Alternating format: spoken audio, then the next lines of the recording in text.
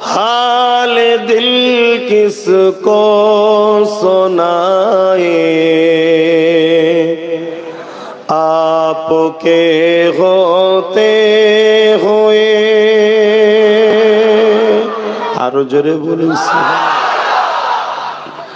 हाल दिल किसको सुनाए, आपके होते हुए। क्यों किसी के दर पे जाए, आपके होते हुए। मैं गुलाम मुस्तफा हूँ, ये मेरी पहचान है। गम मुझे क्यों कर सताए, गम मुझे क्यों कर सताए, आपके होते हुए। দুঃখ মানুষের জীবনে আসবে, কিন্তু দুঃখ আমাদেরকে কষ্ট দেবে কি করে নবী থাকতে? কেন? আমাদের দুঃখ এলেই নবীর কথা ভাববো। কেমন?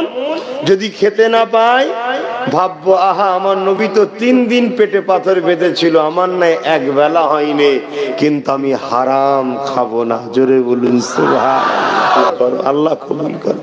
হ্যাঁ, যে কথা বলছিলাম, আপনারা আমাদের বাপ সমতুল্য, মুরব্বীরা, ভাইয়েরা সমাজের ভাই সমতুল্য। কেন? আমাদের গোড়া হলো দাদা হুজুর, ঠিক তো নাকি?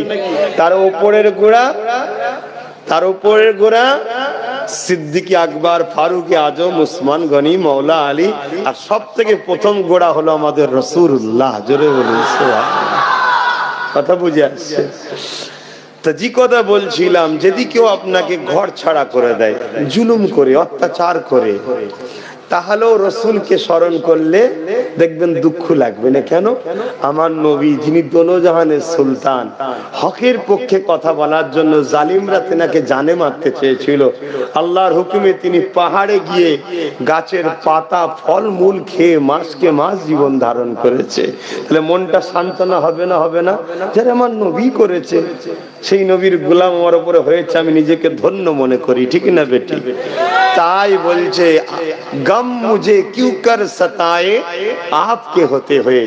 দুঃখ আমাকে কষ্ট দেবে কি করে আপনি থাকতে? কেন? আমি তো আপনার গোলাম। জোরে বলুন। कह रहा है आपका रब अंत फीहिम, आपसे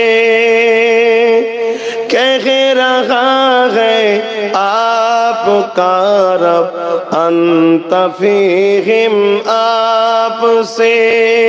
क्यों इन्हें दो मैं सजाए, क्यों इन्हें दो मैं सजाए, आपके होते हुए।